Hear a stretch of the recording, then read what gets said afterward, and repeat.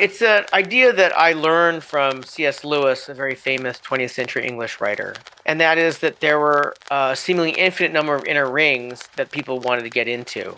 And whenever someone got into an inner ring, they discovered that indeed the new inner ring they were in was actually not a good enough inner ring for them, and they wanted to be part of another inner ring. This journey to get an inner ring then becomes an infinite one, because there's never an inner ring that we get to and we think, aha, now it's over, we've ended.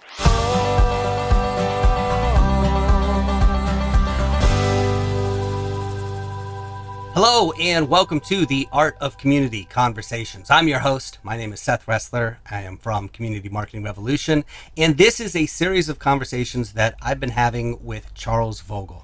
Charles is the author of the international bestseller, The Art of Community. There's a new second edition out, which has 25% more content, and he is also the co-author of Building Brand Communities, a book that he wrote with Carrie Melissa Jones, which won the Axiom Business Book Gold Medal. Charles's work has been used to develop leadership and programs at Google, Airbnb, Twitch, Amazon, and the U.S. Army. He's presented at the Yale Leadership Institute, the Harvard Law School, and the Stanford Graduate School of Business, among other places. I want to welcome back Charles. Hey, Charles, how are you? Hey, Seth, it's wonderful to be back and see you again.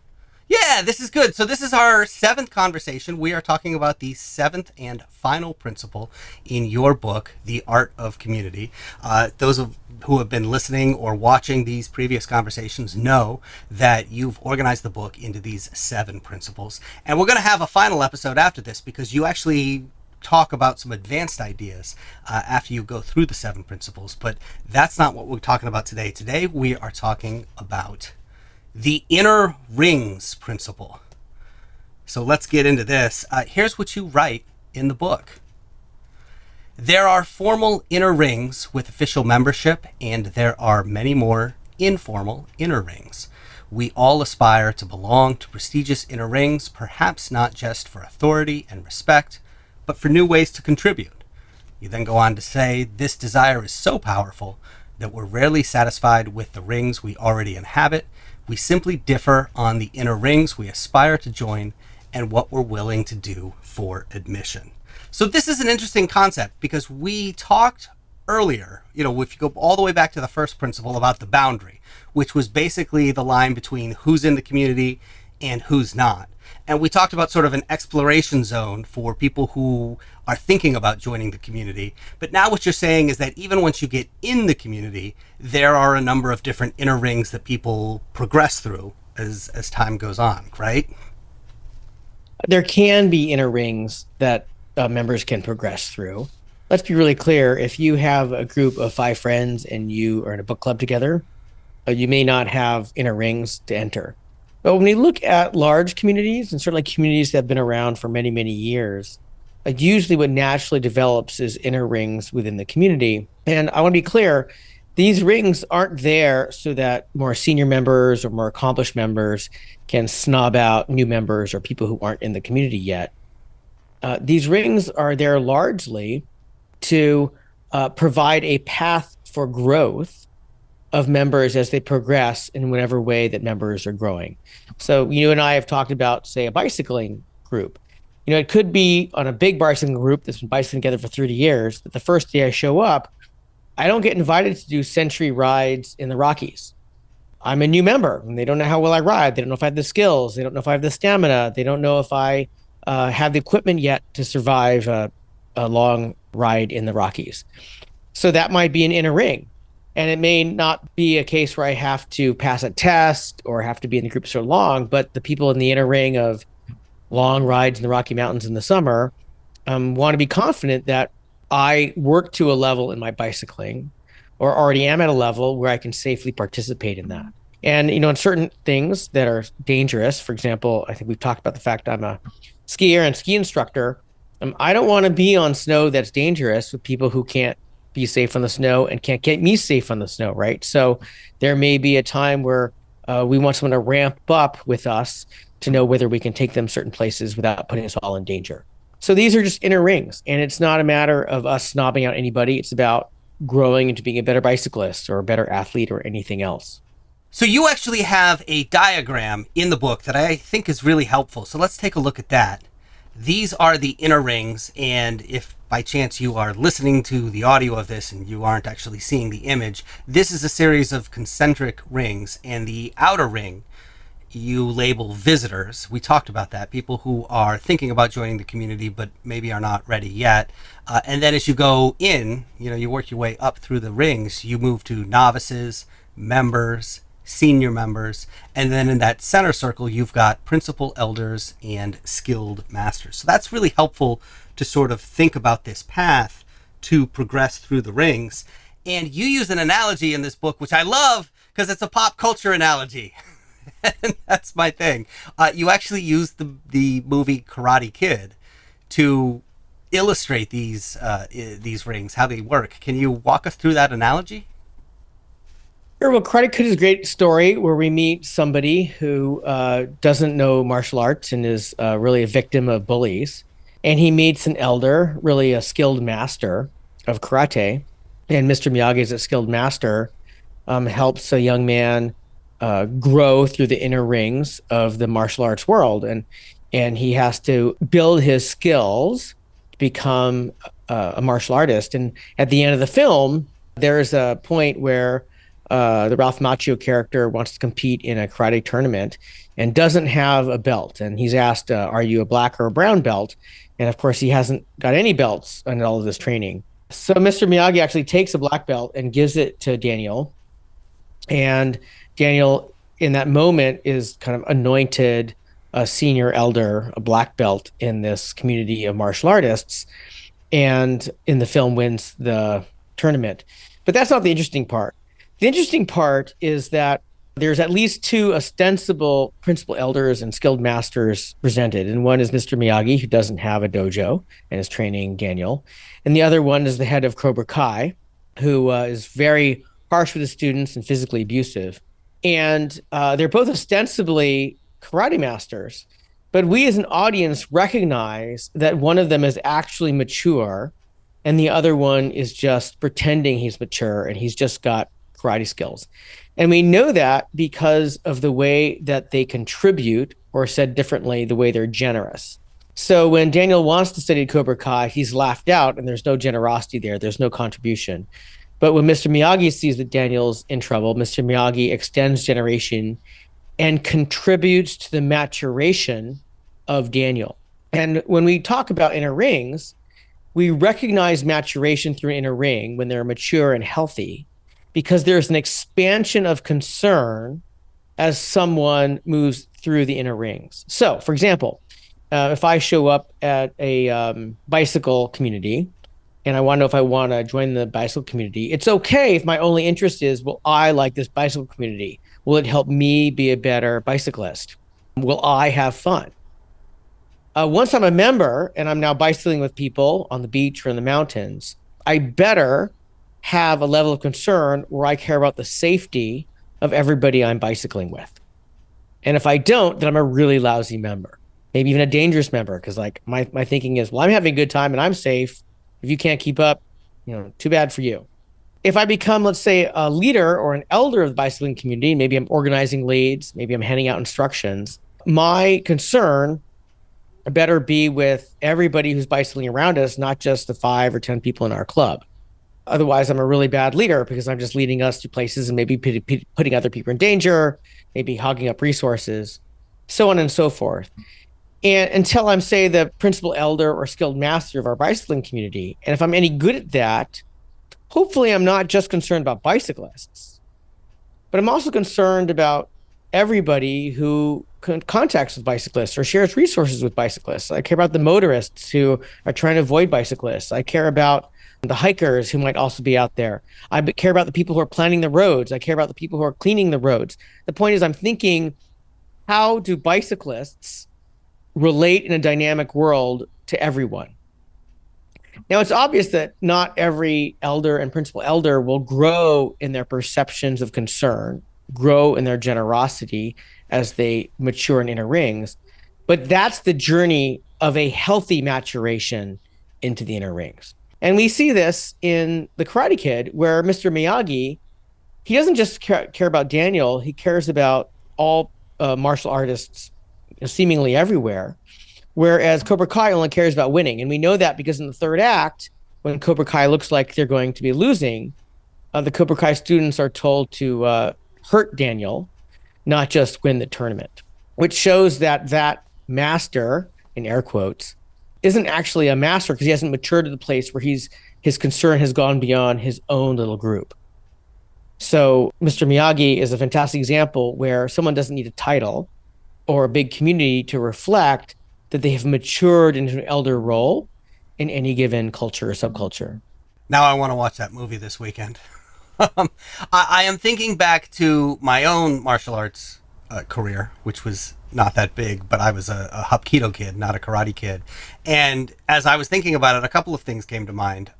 First of all, it was always explained to me that when there were two people, especially two people of vastly different ranks, that it was the responsibility of the person who had the higher rank to make sure that the person of the lower rank did not get injured in anything that was happening. That it was never, the lower rank's fault if something went wrong. It was always, and I think that speaks to what you're saying about that care and that concern. The other thing is that, not everybody makes it all the way to the inner ring. I think I made it up to like green belt or something, and that was it. I think everybody wants to, and I would love to be a black belt, but that doesn't always happen, right? Some people only make it so far. Yeah, the inner rings aren't there as a requirement. And in fact, it could be that members are just happy to be at a more introductory level because they don't want to do commitment, they don't want to make the time, they just don't have the bandwidth to be that generous because they're busy taking care of, say, sick family members, and that's fine. The reason I articulated this is, for example, when I'm looking at communities in schools or communities in churches, people who are unsophisticated think that everybody's the same, and we're not. But we have different needs depending on what ring we're in, and our maturation levels are different.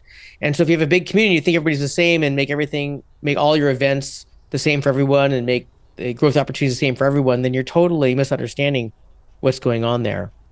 One of the things that we need to understand when we talk about inner rings is as people move through them, we want an opportunity to contribute, not just to consume. So maybe as a new bicyclist, I just want to know where the rides are. Maybe I just want the maps. Maybe I just want somebody else to teach me how to do longer rides, both in planning and equipment and nutrition, strategy. But once I've been riding with the group for years, probably well before that, I'll want to help other people become better bicyclists.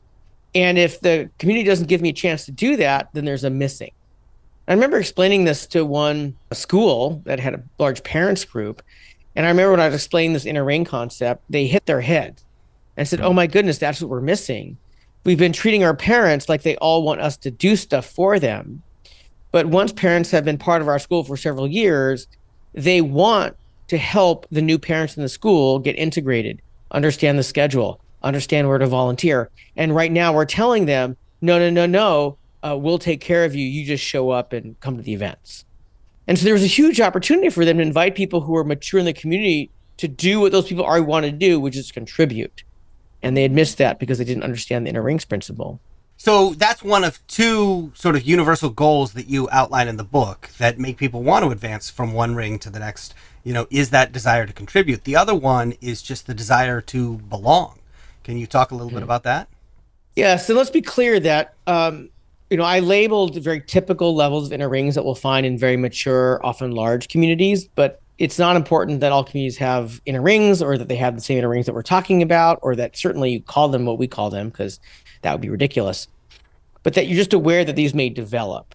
And one of the reasons they develop is that we may want to fulfill a longing to belong. So I write in the book that there was a chapter in my life where I was a documentary filmmaker. And of course, there was a time where I wanted to be a documentary filmmaker, but I wasn't yet a documentary filmmaker. And then I was learning how to do it, but didn't have a film and didn't know what resources I needed and how to do anything. And over those years, I wanted to be in ever more exclusive inner rings of documentary filmmakers in New York. I wanted to be with people who had certain funders, people who were accepted to certain film festivals, people who got certain distribution deals, people who were invited to certain workshops. And to to me, when I got invited to certain events, to these certain inner rings, be they a particular film festival group or perhaps a funder's offsite or something, it was a signal to me that I was maturing in my commitment to grow as a documentary filmmaker. Whether that was true or not is a whole other question. But like I wanted the sense that I belong with these really successful filmmakers and that they thought I should be in the room. And so even though there are a lot of filmmakers, America, there's an inner ring of documentary filmmakers. There's another inner ring of documentary filmmakers who are funded by a certain collection of well-known funders. There's another inner ring of people who make PBS films. There's another inner ring of people who make PBS films that get invited to a certain number of elite film festivals. There's another inner ring of people who get to those film festivals and win awards and travel around the world with those films, and you get the idea. So there's a conversation whether that was healthy or not, but we can acknowledge that this is a phenomenon. So it may be if we have a very large community of martial artists or volunteers or podcasters, we may want to think, well, what are the inner rings that are almost naturally there that we want to acknowledge that we can offer to our members to help them understand, yes, you are in fact maturing in this thing that's bringing us together. Now, when we talked about the boundary principle, we pointed out that it was really important to have a clear boundary so that people knew whether they were in the community or not. Is that also true with the inner rings? I think it can be helpful. So if we talk about, for example, this hypothetical of Charles joining a bicycling community, either I'm invited to bicycle these century rides in the Rockies or I'm not, right? And it would be unhelpful if there's a bunch of members who don't know, can I be invited? Will I be invited? How do you get invited? Just so that when these events are offered, there's a sense of, well, who do we know belongs, or what is the path to get in? And one of the things I write about is we need elders to provide a path for people who are rightly skilled and have the right values to progress up. So if I don't even know how one gets into the bicycling events in the Rockies, then that can be very frustrating to me. So it's helpful if it's clear who's in and out so that there's just clarity of what's possible yet or how it can be possible. But with this said, there can be communities where it's a little bit fuzzy about who's yet mature, and then that can be clarified when there's a need for that. And in a lot of communities, knowledge gets passed down from that inner ring, the innermost ring down to the other rings. Can you talk a little bit about the different ways that knowledge can be passed down from one ring to another? Yeah, well, one of the great joys of being part of a community with esoteric knowledge is getting access to that knowledge that's not known outside the community. For example, as a documentary filmmaker, I understood ways of planning international shoots that just never come up in casual conversation over dinner. I had to talk about intellectual property use that vast majority of Americans never even discuss. But I would get access to that by hanging out with, spending time with more senior filmmakers. So one of the things that we need to look at when we're offering inner rings and they're a journey of maturation and an opportunity for elders to help others mature is to recognize, well, when are we putting people together so that esoteric knowledge can be shared? The most fun way to get it is literally by just sitting down and talking about these things, which is how we share a lot of information as documentary filmmakers. And then you can also think about how you document that in manuals or guidelines so that there's some formal way for people to get this information than by accident. For example, in our hypothetical bicycle group, if I want to someday go on long rides in the Rockies, there are things I need to know about safety. There are things I need to know about equipment. There are things I need to know about communication practices to keep everyone safe. If I only get that by chance, if someone mentions it to me, if they think I need to know it, then that's pretty lousy. So if there's an inner ring of people who do Rocky Mountain bicycle rides, think about, do we have guidelines? Do we have a manual to at least get someone warmed up, knowing that it's not going to be everything they need to know? We also need to provide those members access to elders to help share that information.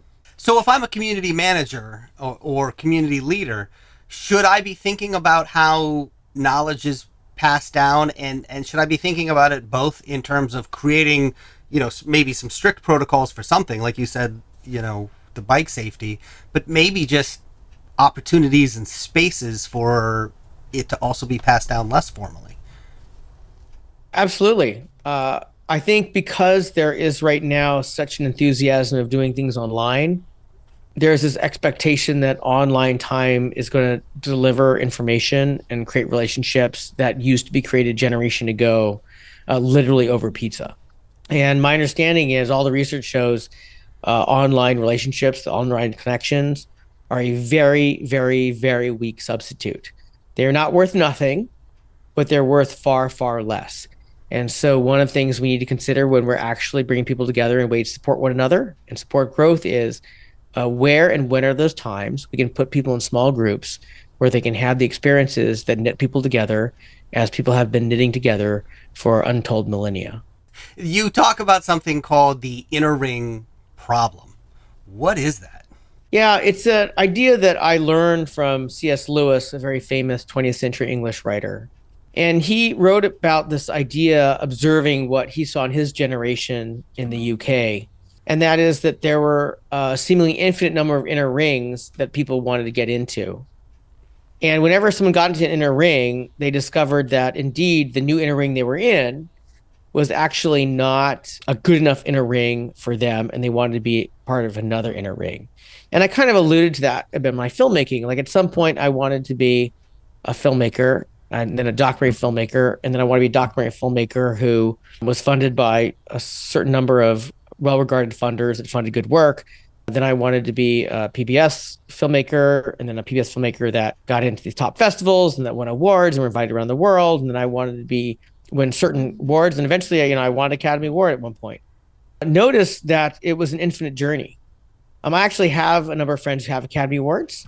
And I know that even then, there's this aspiration to be in inner rings past that, because as one filmmaker put it, people might think that first Academy Award was just an accident. There's a need to win a second to prove it wasn't an accident, kind of thing. And so, Lewis hypothesized that this journey to get an inner ring then becomes an infinite one, because there's never an inner ring that we get to and we think, aha, now it's over, we've ended. And anybody who understands a little bit how infinity works, any distance on an infinite journey is an infinite fraction of that journey. So the feeling is you've gotten nowhere. He calls this the trap of the inner ring, that we keep wanting to be in a ring, except once we get in a ring, we want to get another one, right? That's a trap because we can't get out of it. And he says that there's a way to escape that. And his prescription was and is to find something we like to do and to do it often, and to invite people who like to do that thing as well to do it with us.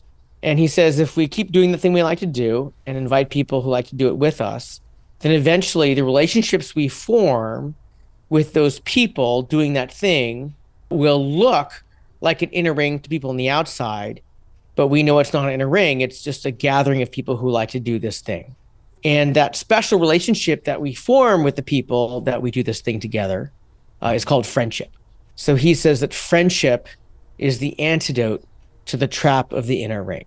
I'm old enough and I've been around long enough that I've been invited into many, many inner rings, and I've aspired to and worked to get into many, many inner rings, including thought leadership author inner rings.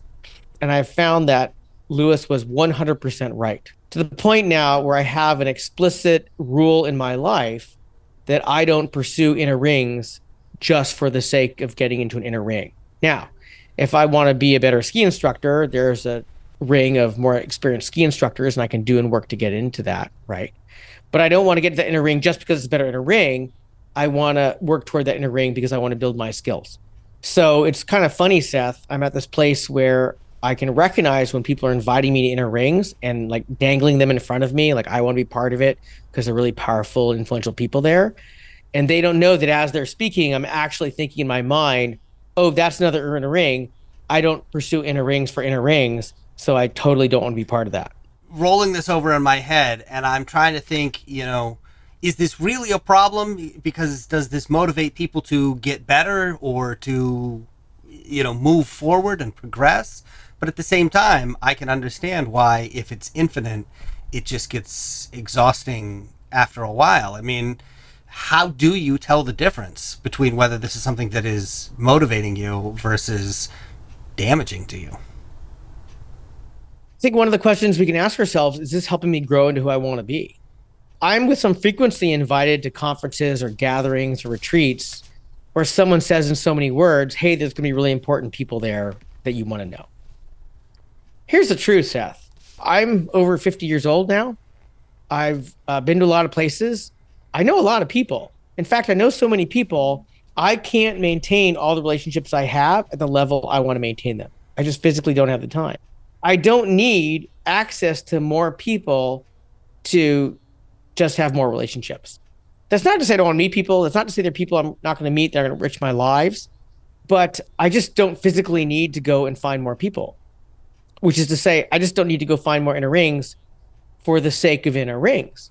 There may be people I want to find because they can help me mature in the ways I want to mature. And I can work toward that and I can foster that. But that's a very different thing than trying to get in a ring to tell myself that I'm good enough or I'm cool enough or that other people respect me enough. So I actually learned a new vocabulary word reading this chapter, one that I didn't know before, which is diaconate. Explain to me what that is. Mm-hmm.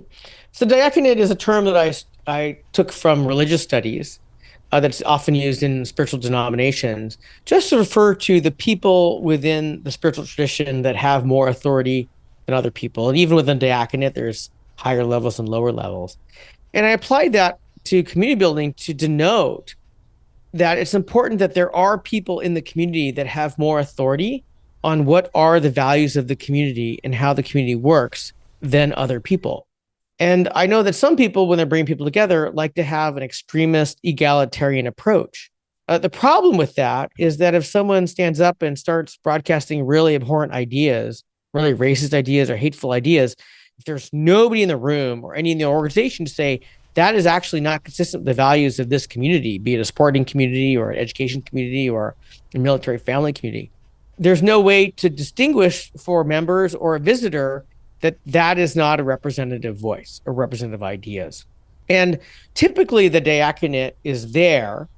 It's just that people either don't, if they don't think it's there, it's because they don't recognize it or understand it's important to have one. When there is nobody who has particular authority on what are our values and how do we do things, I'll ask, who has the authority to bring someone into the community?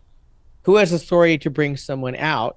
And who has the authority to say, no, that's not how we do things here? And usually there's somebody, and it may be an informal authority, but that there is authority there to help steer how the community is growing. And you outline 3 specific responsibilities for the diaconate. The first is to protect the boundary. So explain what you mean by that. We talked about the importance of boundaries. We need someone to recognize when someone is participating who doesn't hold adequate shared values and shared purpose. And so they're eroding the power of the community. And we talked about that in your podcasting group. Someone could show up among podcasters who want to make powerful media that makes a difference. And they may be there just selling equipment. Nothing wrong with selling equipment. Podcasters buy equipment. But if you're trying to create a community of people who are talking about and growing and creating content, someone who keeps showing up to sell equipment isn't the right fit. And so you need somebody in the diaconate who has authority to say, look, you shouldn't be here. Doesn't mean you're a bad person. Doesn't mean we don't like you. Doesn't mean you can't be supportive. This is not where you should be right now. All right. So a second responsibility that you outline is officiating the rituals. And this makes a lot of sense. This is, I think, where people would recognize this the most, right? Yeah. Well, in a mature community, there's going to be several rituals that are going to be really important. One is some kind of ritual that has meaning, that it recognizes when someone goes from a visitor stage to a membership stage. And it may be a very simple ritual, but there's something, a handing of a pin, a warm hug, a celebratory dinner, something that acknowledges, okay, you're with us now, and that's really wonderful. And if there's nobody in the community that has the authority to say, well, you're part of it, that ritual doesn't become important. There's no one to actually host that ritual. There are other rituals that I hope are important. One is acknowledging how people are maturing. Maybe they win awards. Maybe they gain new accomplishments. Maybe they make a profound contribution. Hopefully, there's some ritual above zero that honors, that change in their experience. And the diaconate can be the people that make that ritual powerful, that has authority to say, yes, it is worth honoring you for this contribution or this maturation that you've made. All right. And then the third and I don't know, final, but third responsibility that you outline in the book is to teach the values of the community. Mm-hmm. Sure. We talk about your podcasting group. As you well know, people can create media for many, many, many different reasons. And one of them could just be selling lies because lies get attention, right? And you can tell as many as you want, and maybe enough people believe it to make money. My guess, Seth, is you don't want to be part of that podcasting community, or you don't want to know people who will steal other people's media, slap their name on it, and call it new media. I've actually been to an education event by a community of experts where they're advocating in a fairly complicated way, stealing other people's media and then declaring it their own as leadership advice. And I was sickened by it and didn't participate anymore. It's important that somebody in the community has the authority to say, look, this isn't consistent with what we do. This isn't consistent with the values that we want to grow into. And so we're going to go a different direction. And if you don't, then you're really rudderless as far as how your community is growing and what you're teaching. All right. So now that you've described it, I know what a diaconate is. I think I can, picture examples in the communities that I've seen. Is it possible that there's ever not a diaconate in a community? And if so, what happens? Uh, is it possible? I can imagine that there's a fairly egalitarian small group, but usually when a group gets certainly like 10 or bigger, there's at least an informal diaconate. There is somebody who can say, look, this person is important to include, consistent with the values and the purpose of our community, and who can say, look, that's not a good fit. Shouldn't be here, shouldn't be now. Even that's informal authority. So is it possible? Maybe. But when we look at durable, growing communities, a diaconate emerges of people who fulfill the three roles that you described and provide stability in that growth and the direction of the growth that's being offered. All right, so that is the principle of the inner rings. That's our seventh and final principle in the art of community. But our conversations aren't over. We're going to have one more because you go on in the book to talk about advanced concepts. I'm really looking forward to that conversation. So we will see you there, Charles. All right. Well, thanks for this time, Seth. I'm great we can do this.